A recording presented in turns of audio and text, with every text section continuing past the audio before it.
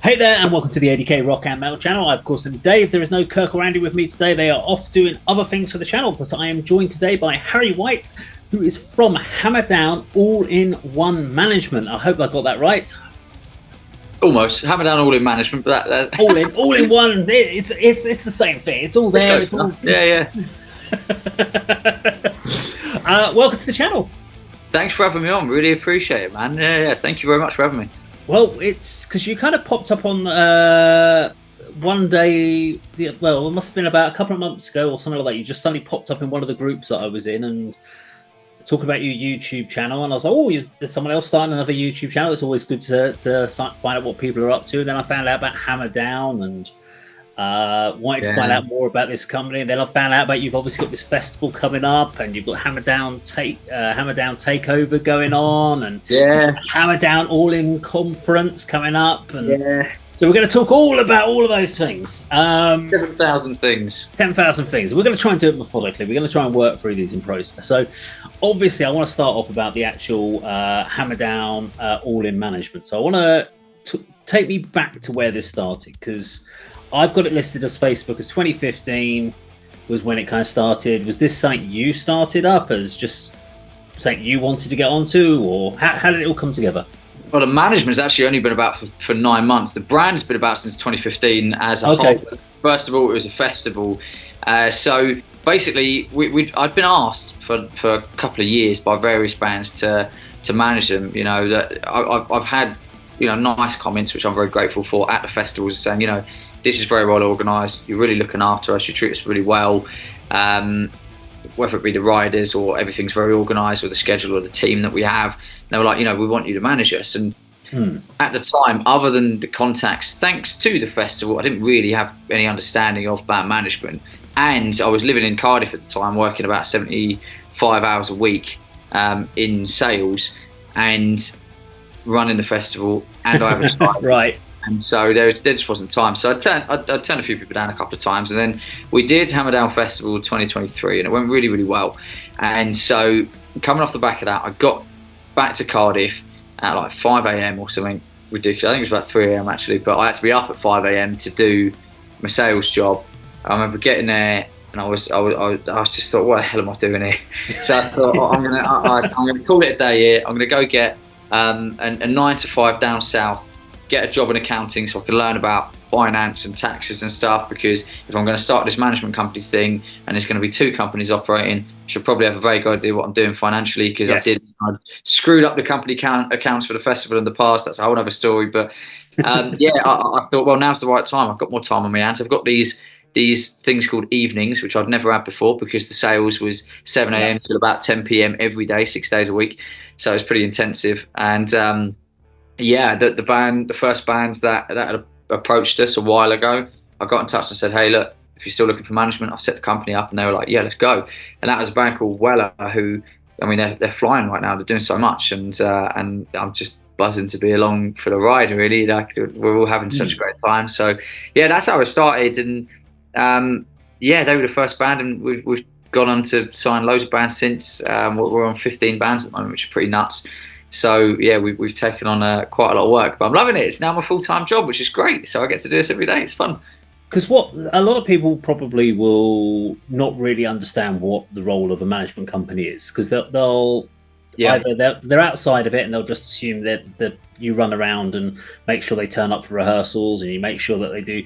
That's what the audience impression of a manager would be. And then you'll get bands who will think that the management company is basically going to fix all their problems for them, and that basically we'll get a manager and then that we'll get onto every big festival, and our PRs, they'll deal with our PR company for us, and we don't have to deal with anything, and we'll literally just hand everything to the management and they do everything for us, and it's brilliant. What actually does management do?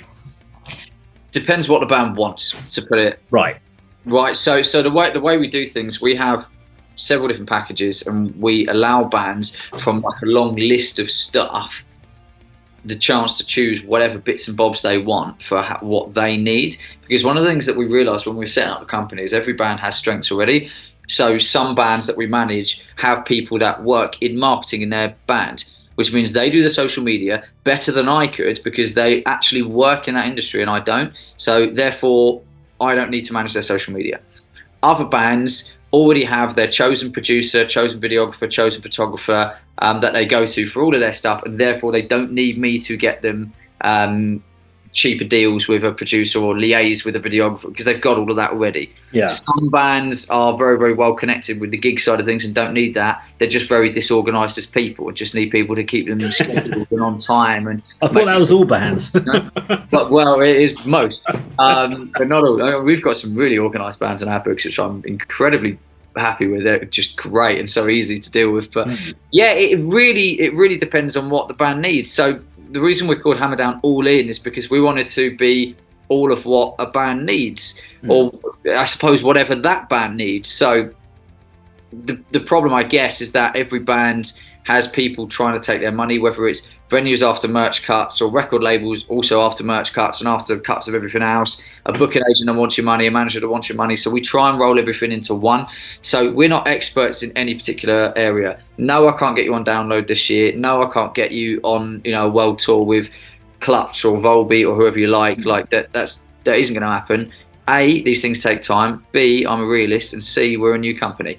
So what we do is we take all of the stress and strain of all of the stuff that you didn't like doing, i.e. sitting there for 3 hours and applying for every festival under the sun, so that you don't have to do it. Am I going to get a better success rate than you? It looks a little bit better coming from a management company, but ultimately it probably doesn't make that much of a difference. But we're going to take all of the stress and strain off so that you can focus on your art, and that's the really important thing. So we will email various promoters, email various festival organisers, deal with whatever needs doing. And then I guess the real key thing that we say to every band when we do a consultation with them, I've just come off of doing one, a band asked, you know, what we're like and can you manage us? So I got on a call. The most important thing is make me work for you. What I just explained to this other band is, let's say I send out 50 emails per week, for example, to promoters and whatever, you know, festivals and venues and whatever. Well, if you send me in the WhatsApp group that we have set up with each band screenshots of, oh, this festival's opened up their applications, this promoter's looking for a late fill-in because somebody's dropped out on a gig on the 4th of June, or this promoter's looking for bands for regular shows in this city. Well, hive minds, like, do you think that's gonna help or hinder? Like, make me work for you. So the bands that work as hard as we do as a company are gonna get far more from it. So almost regardless of how much you pay, like, fucking just, oh, sorry, I don't know if that's fine, don't worry, you can swear on our channel, it's fine. Just send stuff like our way, and rather than you doing it, we'll do it for you. So the bands that work hard will get the most out of it. And although that sounds incredibly obvious, yes, a lot of bands do, not bands that we work with because we're very selective in who we work with, but a lot of bands do say, oh yeah, we just want this and this and this and this and this, and we don't understand why we're not getting this. And then you go, well, you're not doing anything. Like, a management company isn't going to come and fix all your problems, which is, you know, what you said some people expect. It's not going to happen. You need somebody there who's going to back up and reinforce what you're already doing and elevate you to a new level. That's the goal for us as a company. I don't know if that's a thing for all management companies. We've only existed for 9 months. Who knows? Maybe it's all terrible, but that's our approach anyway. It sounds like a good idea to me. Thank you very much. I appreciate that. So I have a question then around so dealing with things like record labels. There's a few bands that we know that have recently signed with some record label that I've never heard of, or another record label that sort of popped up, etc. But I asked those bands at the time, what's the relevance of a record label nowadays? Because everyone puts out their own music. Everyone puts it out on streaming on Spotify or whatever other social streaming site that they're using, which means they're not getting any money off of it anyway. Yeah. And the record label is just going to take anything you can get, or if they are going to advance you to go into a studio, then you're still going to have to pay them the money back. So is there, I mean, in your opinion, is there, or what's the benefit of trying to go down the route of trying to get a record label as a management company, trying to get that for a band? So one of our bands in particular are at a level now where they're looking, they want management, they want record labels. And so my job now, once they release the next single that they're about to release, is to go and approach record labels for them. That's the level that they're at. They're the first of our bands to get to the level where they're like, okay, we need a label now. And if I, as a management company, can put on my management company CV that I passed a band on to Marshall Records or whatever, that's a huge win for me, so that's great. And then for the bands, the benefit It depends what you want, right? I wouldn't advise most bands do it. You really have to be at a level where you know your career is going to take off and it's going to be beneficial for you as a band. Like, I mean, a couple of our bands have said, we want a label, and I've said I don't think that's a good idea. I can if you want me to, look, but A, you're going to get disappointed, and B, I don't think it's wise. But there are benefits to it. I think a major benefit is it looks damn good. So although it doesn't financially benefit you, if you sign to Artery Records or to Fearless or to Epitaph or to Sumerian or whatever it is, holy cow, everybody around you goes, whoa, you've signed to that major label, that's so damn cool. It doesn't even have to be a huge label, even a label that's just been around in the scene and done a few bits. People go, whoa, and then all of a sudden major booking agencies take note of you for supports for tours and stuff because you're on a major label. You get far more opportunities to get on support tours with the bands in your genre. So let's use Fearless as an example, and you've got bands like Wage War on there and Beartooth or Red Bull, I think. But when that band next goes on tour, you're going to have an opportunity to go on tour with that band because they're obviously going to put the bands on their label at the top of the priorities list rather than Harry from HAMMERDOWN applying and, hey, can my metalcore band support Wage War, please? You're far more likely to get that opportunity if you're with the same record label as that band. So if you're joining a roster of far, far bigger, more advanced musicians, then naturally, A, you're going to look like you're doing better than you actually are, and that's important. Fake it till you make it. And B, you're going to get far better opportunities than a little management company is going to be able to get you. So it depends what you want, because you're going to sacrifice financially. You will make more money if you're on a small management company like us, because we charge like naff all a month, and you get paid for shows, you go on tour, you do whatever, or you sacrifice it for the potential long-term gain, right? High risk, high reward. To me, it's smart. Like high risk, high reward is what I live by. I've got 26 grand on the line for the festival this year. It's a lot of money. So high risk, high rewards. And it's the same with going on a record label. Your cut is going to be small. You're going to be cheated out of a lot of money because record labels want a lot of it. But if you play your cards right, it's going to be a hugely rewarding opportunity. And it's just weighing up whether or not that's right for you and your band, Fair enough. Good answer. What do you think about that? I'm interested. What's your opinion on record labels? Because I've always really disliked them. I say always. Like up until doing this company, I'd been like, record labels, they just want to scare me and rip you off. But I've learned so much about the industry, man, and how it works, and I still think there's a lot of benefits to it. I think you've explained a couple of things there that I actually hadn't really thought about, and it's actually obvious what you said around the idea of that people, especially like the bigger promoters and stuff like that, if you're on a record label, are more inclined to book you. So people trying to get onto those bigger tours, the bigger dates, etc., being on a label is massively beneficial. And also people take you a little bit more seriously from that point of view than going out there and doing it all the DIY. But it's that offset of costs, because it's one of those things that we were talking to bands, and it's just that a whole way of people's mindsets of working as bands has really changed. Well, the mindset of bands haven't changed in the years, but the whole industry has. So bands are still acting as though it was the 90s, apart from putting singles out instead of albums, which seems to be a big thing now. Big change. That's the biggest change that bands have really jumped onto. They still have the mindset of get a band together, write a few songs, and then go out and gig. Which is very much because they're still in the mindset of build an audience, build a following, but people don't go out to gigs of unknown bands anymore. It just doesn't exist. They find you on socials, they find you on streaming platforms, they find you on YouTube, and if they like you, they will come and watch you. Most people now, when you see a bill of bands, they will actually go and check the bands out first and decide if they're going to actually bother to check out the opening bands, which never used to be something that would happen in the 80s and 90s. So from a record label point of view, you kind of start going, well, bands are now having to do all this work that a record label would have done. In the historically. Very, very true. So now you've got to do that. And every time I interview established musicians, when I chatted to Richard Patrick from Filter, and he was just talking about how much more work they've now got to do. It's like they're having three or four full-time jobs. And he was telling me about how he'd hit 2 million streams, and I was like, that's about, I don't know, 150 quid or something in revenue. I said it's not a lot, And he almost fell off his chair when I told him about that, because he was like, "Well, I just spent 20 grand on this album." I'm like, "Good luck getting that money back, because you're probably not going to get that from streaming." And the world has massively changed. So it's that whole idea of the record label. It's they've got to give you value, and if that means, as you said, you've got to be at a certain level within your own local DIY scheme or with management company that you can just, you know, that you're going to launch, like maybe you're a sleep token of the future, then maybe that's the way you've got that opportunity, I guess, with the record label is going to really benefit you, as long as you don't get too screwed. And I suppose so.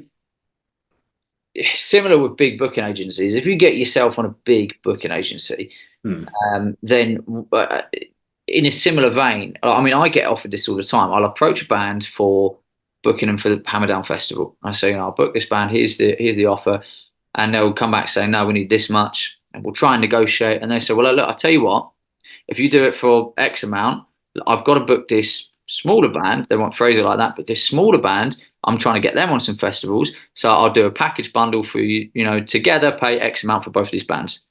Right. So again, that representation is really key, because I'm trying to book flipping whoever, like Skindred, and then another band on the same booking agency who is not Skindred, who are looking to do shows at the level of Skindred, will be offered, like, give them a mid-afternoon slot. You don't need to pay them very much. Here's what, and then the band are winning because they get some major slots at some festivals and things. Now, HAMMERDOWN's not a major festival, so it works a lot better with the bigger festivals, but you get the point, right? So, and the big booking agencies and the big record labels have that bargaining power.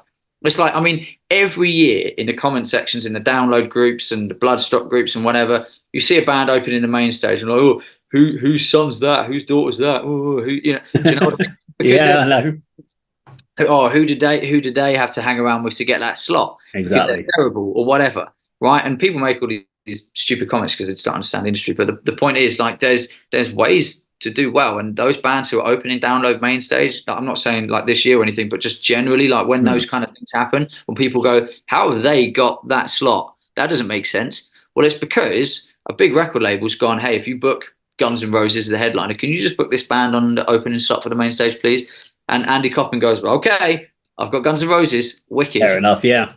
Right, so that that is a part of it as well. And I can't do that. I can't offer anybody that. I haven't got a Skindred on my books or a Guns N' Roses on my books to help my smaller bands get those shows. So there are advantages with record labels and major booking agencies for sure, I think. Because you've now got, we're going to come down to or talk about HAMMERDOWN Festival in a little bit, but before we get that, you've got the HAMMERDOWN All-In Conference coming up. Yeah, this came across, and I was like, I've never seen anyone do something like this, and so I really want you to elaborate on this, because this, for anyone that doesn't understand what I'm talking about here, explain what the HAMMERDOWN All-In Conference is all about.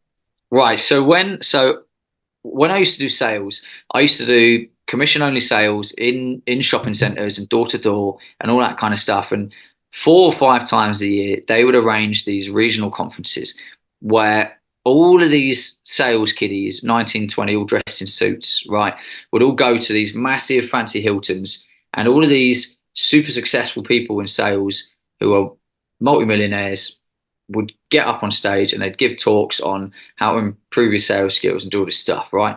And it was beneficial because they were benefiting from us doing more sales, so it made sense.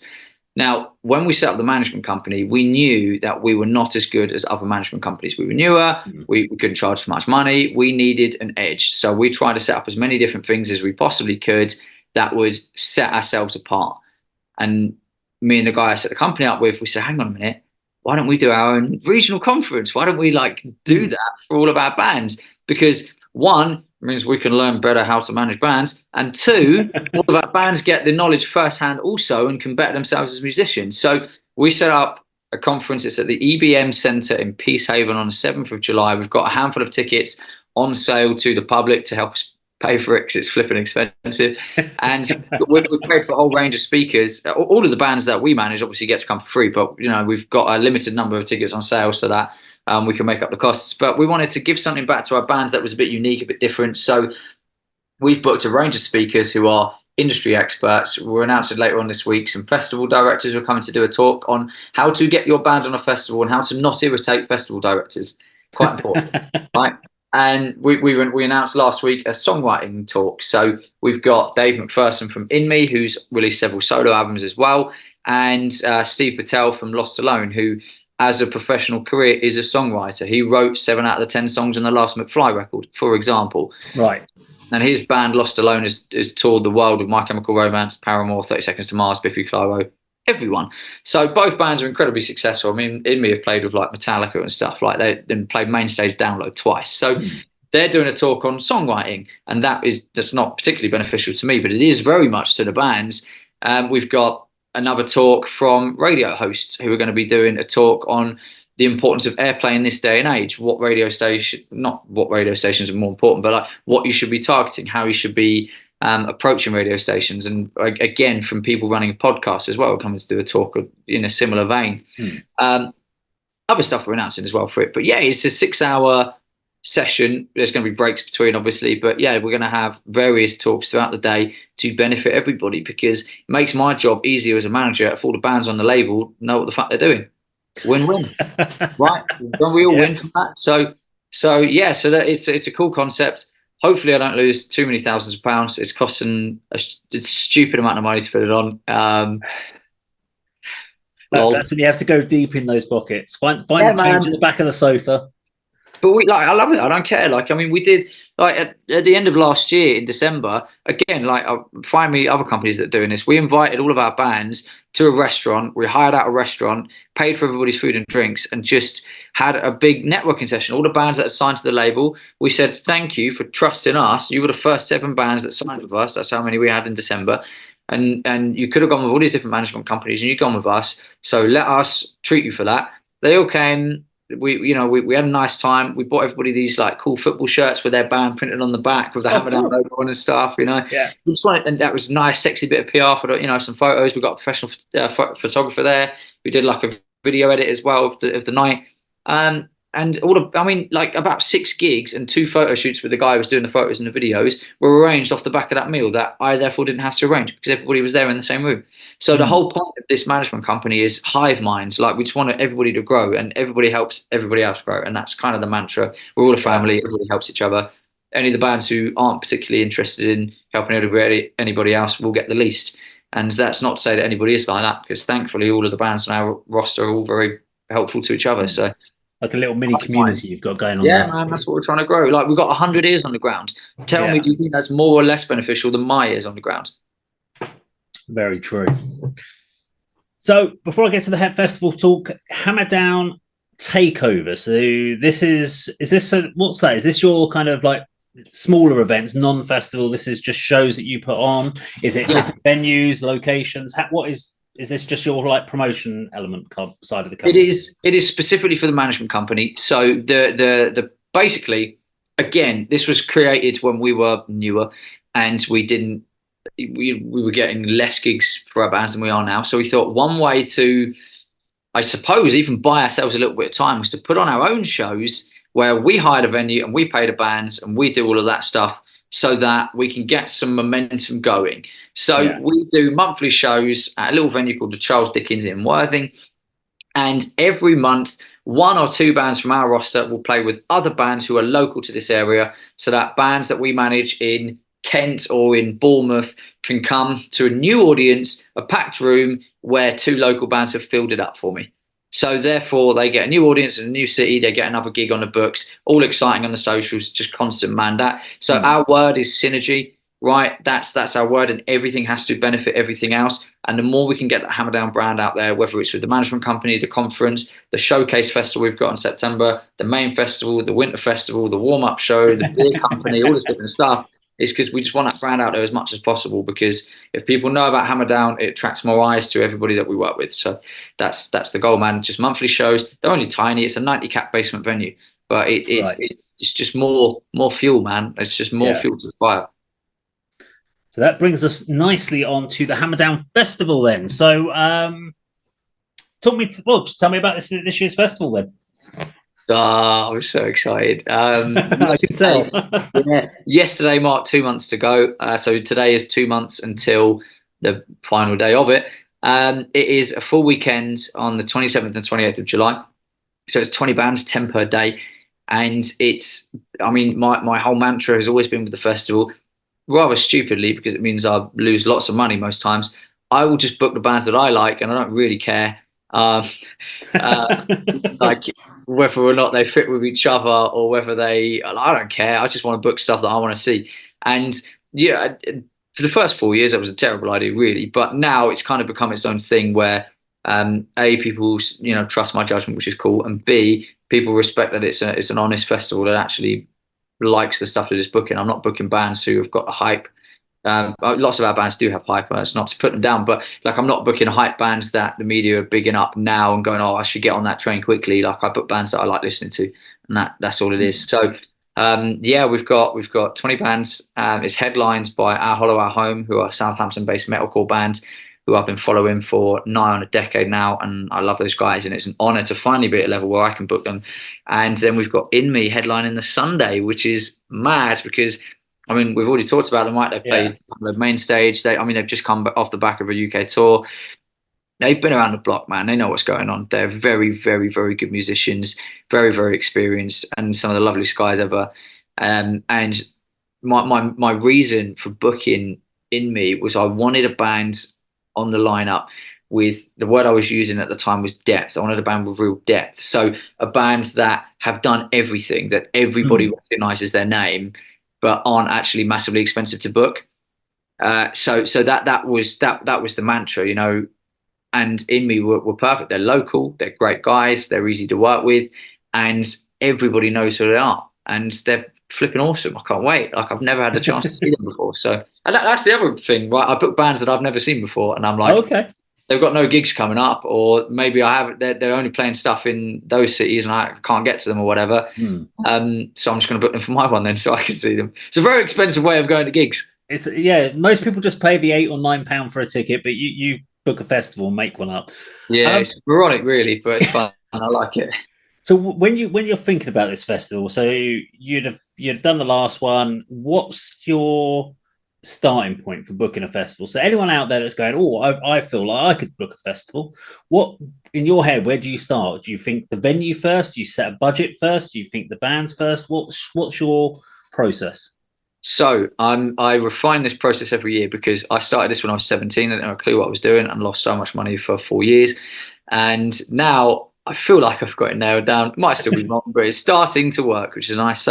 So every year, now that it's getting bigger, I start earlier and earlier. So I've had, in the last month, meetings with 3 different venues for the upgrades for 2025, because we're doing a 2-stage festival for the first time since 2016. It's, becoming quite a big deal, which is fun. So we're doing a 2-stage festival next year. So I've already reached out to a load of bands, confirmed the dates, and got venues lined up and ready to go. I just have to select the venue and say, here's your deposit, let's go. So now I'm booking it way earlier than I ever have. But yeah, the first thing is getting the date and the venue secured, or at least having an idea of, okay, it's going to be in this city and there's 2 venues that want it. Then I can start booking a band. Once I've done that, it's let's get some emails out to some headline bands. Now, the tricky fight that I've noticed the last 2 years, since I'm starting to book bands that are a little bit more serious now, people like In Me and Our Hollow Our Home, is the booking agencies. They want to know who else is interested. So you kind of have to play people off against each other a little bit. Okay. It's really hard because you approach a bigger band and they say, well, you've only booked bands at this level and you're trying to go to this level, so who else have you got interested? And you have to sort of palm them off against other bands that you've emailed once who pretending have expressed interest but haven't really. And it's a really tough game to play. Like you have to, I mean, it's what I mentioned earlier, it's fake it till you make it. So you really have to go, well, I'm talking to this band and this band and this band, even though in reality I've sent them an email and replied, and these are the bands that are potentially interested. Do you want a slot? And they go, okay, cool, we'll consider it. Here's an offer. And then I can immediately use that band for this band and this band and this band. Hey, just following up on my previous email, I've confirmed X band to headline next year. Would you like the headline slot on the other day? And then you get a reply because they go, okay, well, this guy maybe is serious, right? Yeah. Because I think the problem when you're growing a festival is every year you are the small fish. You are the small fish in the big pond. So, for example, if I was to have stayed at the level of 2022 whilst I'm booking for 2025, all of the bands of a similar level to the ones I was booking in 2022 will all be like, oh yeah, cool, we can do that, no problem, because I've proven my worth at that level. Whereas because it's growing every year, I'm speaking to bands that are a level above what I've booked before every year. Yeah. So the issue comes that every year booking agents, because they're getting bigger and bigger, are going, who the hell are you? No chance. Every year I get that because I'm approaching bands that are like, so if I was to say at 2025, hey, here are the bands I've worked with, which is this band, and this band, and I'm asking other bands of a similar level, they go, no problem. But if I'm saying, hey, I've worked with this band and this band and this band, and I'm going, can I book Metallica, please? They go, who the fuck are you, bro? Right? Exactly. Yeah. So there's like a battle every year, and once you've got 2 bands secured that are like, yeah, we're in for it, then the rest of it's so easy. Right. But that initial bargaining stuff is hard, man. And I guess like 2025 is a lot easier because our second stage headliners are pretty much locked in.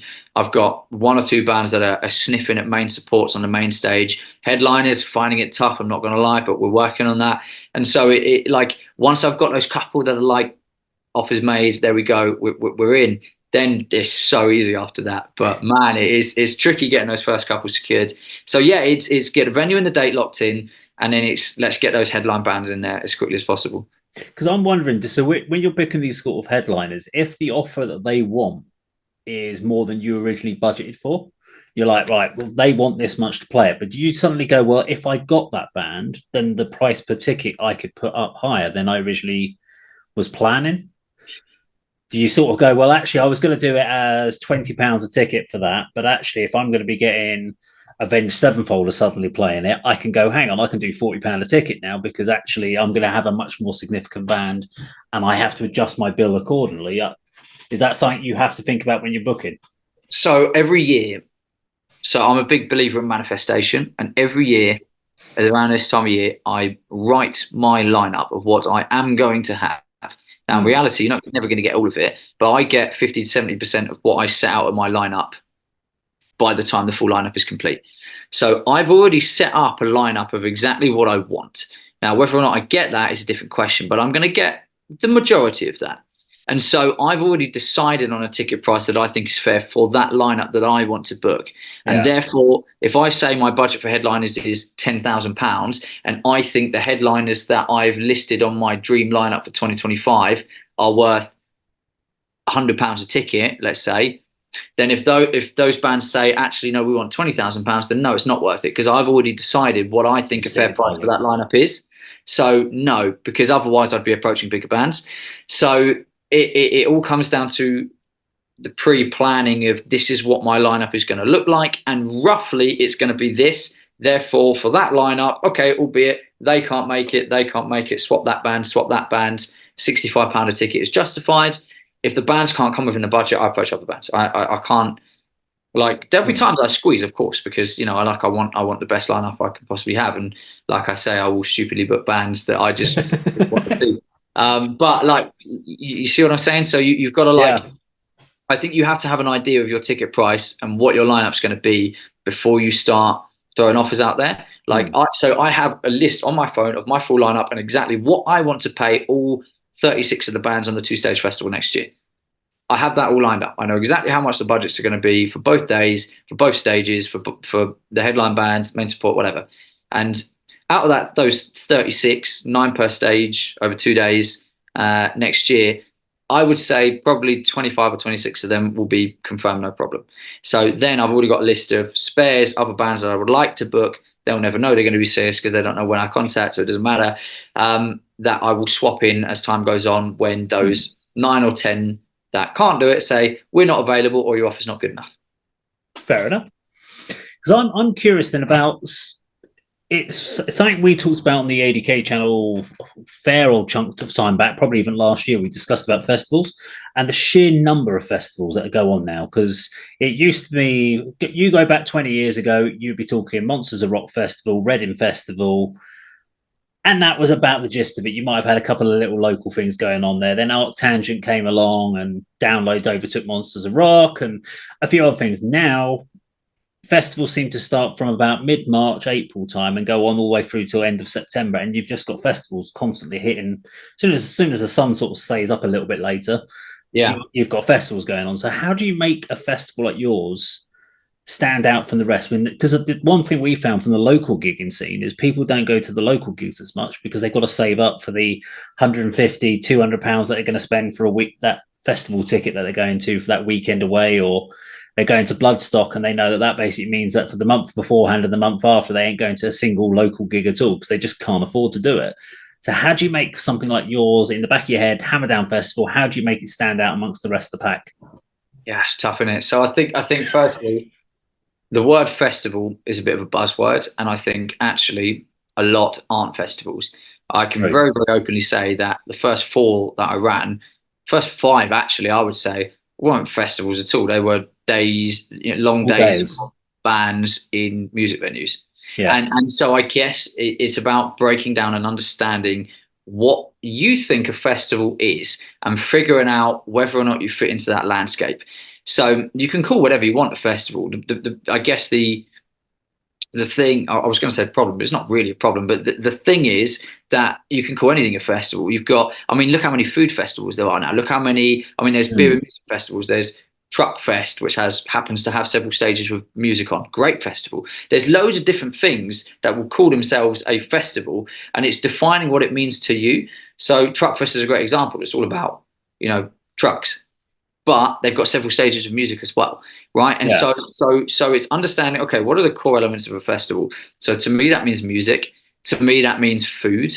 And to me, that means community. Those are kind of the 3 things for me that make a festival. When I went to Download for 5 years back to back, I've got the Download dog tattooed on my leg. It was my home. And that was just it. I felt at home there, right? It was my place for a week, a year to absolutely I can't afford to go anymore because I've run my own stupidly. So I'm going this year because I've got a pass. It's wicked. I've never had that before in my life. But yeah, like, so I'd been for so many years, and it was just home. Like, it was just the best thing to me, and I loved every minute of it. I would sit and I would study when I was a teenager, and I'd sit late at night with this poster with 120 bands in it, and I would listen to every single one. What the hell is? I'm not going to see that. That one's sick. Wow, they're amazing. I'd never heard of them before.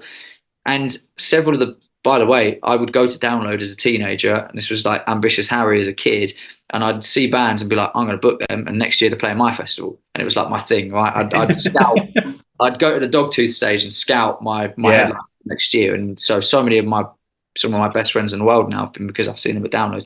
But it's about creating what you think a festival is, and what is Download? It's a sense of community. It's music constantly for a full weekend. It's the camping element I can't do indoors, so I can't make that. So what else can I do? Okay, festival food. Can I create like a whole sectioned off community with a little outdoor garden and seating and benches and place a merch village? That's what we call our thing that we have. Like last year we had this giant shipping container that you'd step up into, all these tables on it, with all the bands. Cool. A merch village is so key. We're going to have a merch village this year because it's big enough now. We've got multiple food vendors. So we've got a pizza van, which I wasn't supposed to announce. We're announcing a pizza van this week. We have a pizza van, yay! And then last week we announced a burger van. So we've got 2 this year. That's really exciting to me. That's really cool. And we've got, what else makes a festival? Festival merchandise, things you're proud to wear that aren't actually anything to do with the band, of a field you went to for 4 days. My Download shirts were some of my prized possessions, or they still are, right?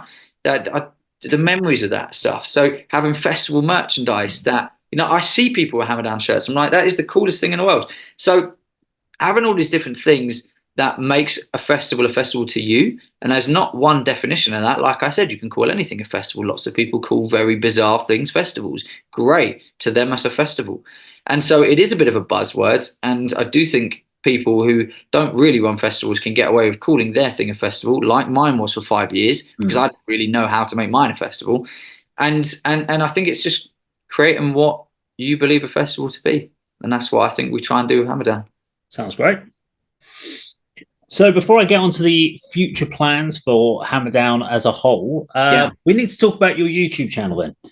Because you started a YouTube channel, which is a brave thing to do in this day and age, because it's so much bloody hard work for so little return.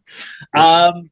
So why did you decide, with all this free time you must be having, you must have decided you've got loads of free time and you wanted to start doing YouTube videos for some reason? Yeah. Why'd you get into YouTube then? Synergy. Again, I'll come back to that word.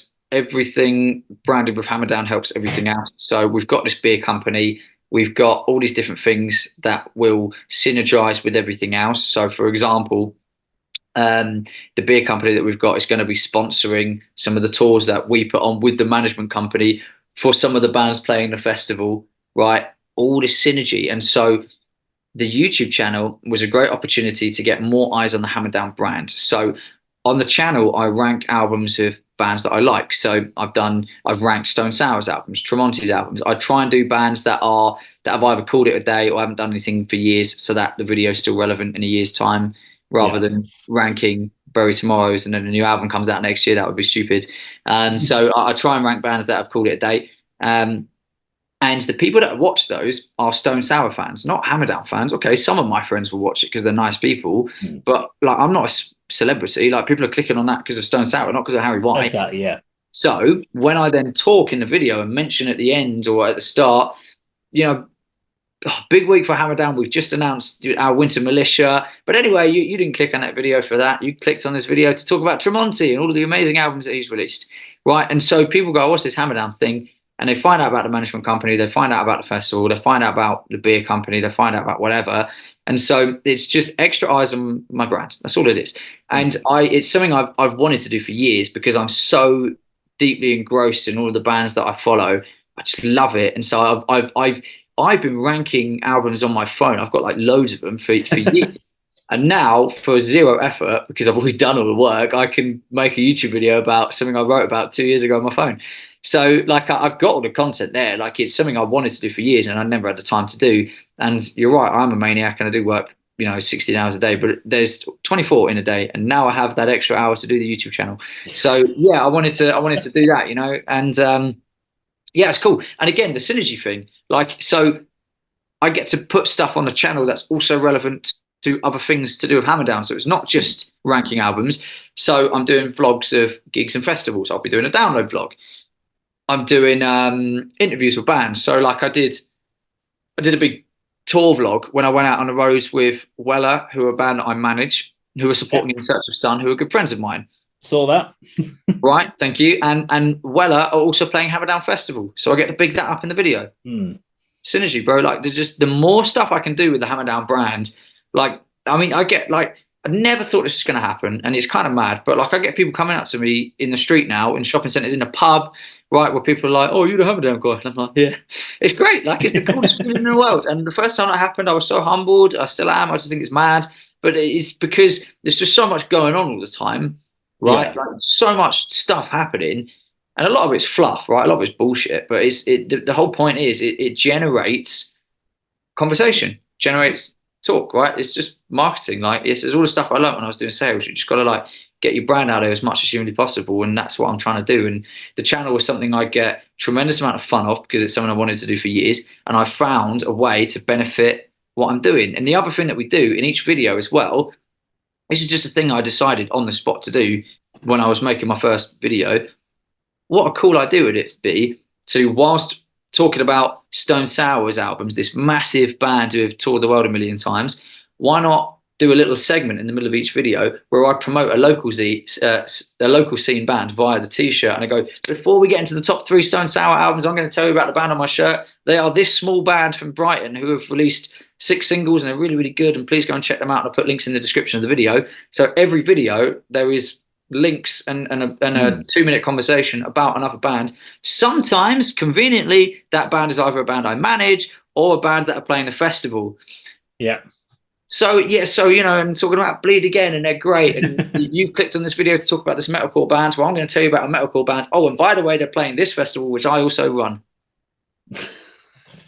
It all works. It does. Synergy, man. Like this. Well, I think it was because it was Matt Graves from Monday's Metal Monkey Madhouse radio channel, because he posted about the fact, I think he shared that you had set up a YouTube channel. So it came up onto one of my feeds, and I was like, oh, someone's starting a YouTube. What's this one about? HAMMERDOWN. I was like, I don't know what this is. Is that his name, HAMMERDOWN? It's weird.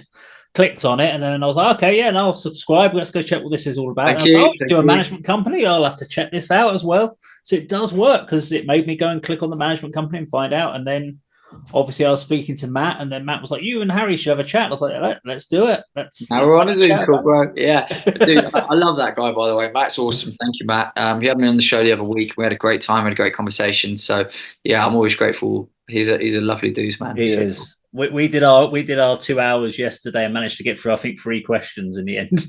I think we did about Yeah, four. we just chat, man. Yeah. We did 4 songs and 3 questions. I was like, man, we've just gone 2 hours. This is ridiculous. Yeah, I mean, that surpassed how ridiculous mine was. Well done. Yeah, fair play. That's Yeah, it yeah. was fun. So finally, then, for me, I guess you've had your glide path. You're 9 months in with HAMMERDOWN. So what's the future plans for the company?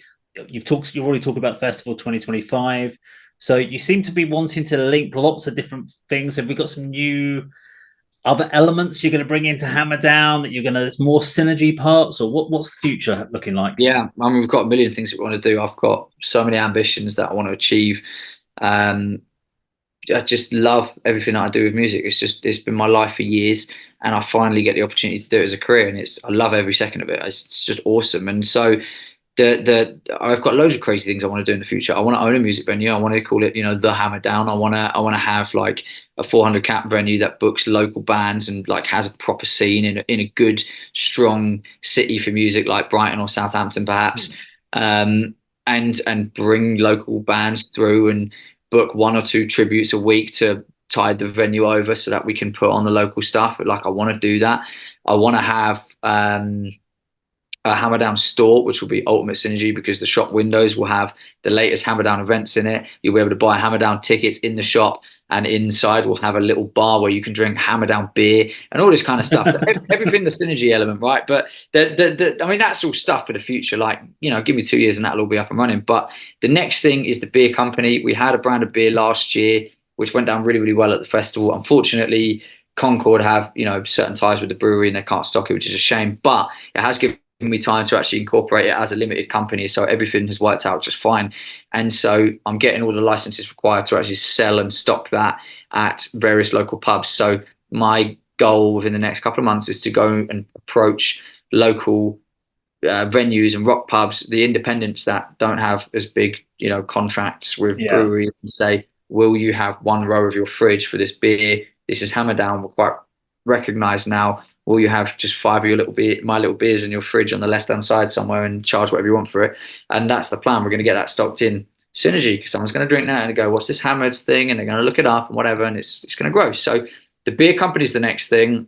HAMMERDOWN 2025, the festival, is going to be 2 stages. It's going to be huge. I mean, the lineup that I want and will achieve is pretty enormous for that. I'm really excited by that. We've got the second edition of our winter festival, which is on the 7th of December at a bigger venue than last year. So that's at the Arch in Brighton. And that we announced that last week, which is going to be awesome. We have plans to grow that eventually into a fully fledged 2-day winter festival as well, but that's a couple of years away. Yeah, man, there's so many more things. I don't even know what else to say. With the management company, my biggest goal, because I'm full time in it now, it's my job, which is cool. The 2 people that work with me, George and Shanice, their ambitions have been to work in the music industry, and it's so difficult to find a career in that. And so when they're like, yeah, we'd love to work for you, this sounds amazing, my job is to be able to get them to drop days and eventually work full time for HAMMERDOWN. And that won't be the management company because that won't be able to sustain that, but the festival and the beer and whatever. And like, I mean, a big step was taken last month. Shanice dropped a day a week at work so she can work with me more. Like, that's amazing. That's so cool that I can provide that opportunity for someone. Like, yeah, if I can get a whole team of people that actually work for HAMMERDOWN and we're a unit and we do everything together, that'd just be mad. So that's the big thing I'm trying to do right now. And then that sounds crazy. That's amazing. Yeah, and then the final big thing is to get the bands, and this is the biggest thing right now, the bands that have trusted us with their careers, to get them onto the big festivals, to get them onto the big tours, and to get their careers rocking and rolling, because these bands have trusted us with their careers and they didn't have to do that. They could have gone to any other management company and they came to us, and I want every band that works with us to do significantly better than before. I mean, I've got a chart, it's right next to me on a giant whiteboard, which has in big text how many gigs every band played in 2023, how many festivals they played in 2023, and in a column for how much is confirmed for 2024. I'm competitive. I want to beat that. So if they played 23, like one last day, they played 23 gigs in 2023. They've got 17 confirmed so far for this year. And I'm like, that's not enough. They need to be playing 30 if they paid us as a management company minimum, right? So that, do you know what I'm saying? And it's the same with the festivals. There's a column for how many streams they got on their Spotify Wrapped in 2023. We won't find that out till the end of the year if we've beaten that. But, you know, we're trying to drive that so all of the bands have a higher number at the end of this year. So I just want everybody that touches HAMMERDOWN as a brand, whether they played a festival, whether they are a customer at one of our events, whether they are bands that trust us to manage them, whether they buy a beer, whether they whatever, right? I just want them to have a good time and to just enjoy it and have the sense of community and feel part of something, because that's what I wanted when I set up, is to feel part of something. And, you know, we've created that. Sounds awesome. It's good fun, man. Well, that is our time for today. I just want to say a big thank you, Harry, for obviously coming to the ADK channel today. Thank you so much for joining, like for having me. Like I'm genuinely very, very grateful. I appreciate the opportunity to chat, you know. And for everyone out there, make sure you go and check out Harry's and HAMMERDOWN's YouTube. Or we'll put a link in the description down below. We've got the HAMMERDOWN Festival coming up. We'll throw some links for that if I've got those available. And obviously, we'll put any other links we've got for your HAMMERDOWN takeover shows. I know you had a band that you were trying to find a gap for, but I think by the time this video comes out, that gig will have probably gone, unfortunately. Yeah, we saw it. Yeah, you'll sort that one out. But yeah, thank you very much for watching, everyone at home. Please do like, share, and subscribe. We'll see you on another video sometime very soon. Take care. Do it, everyone. Thank you.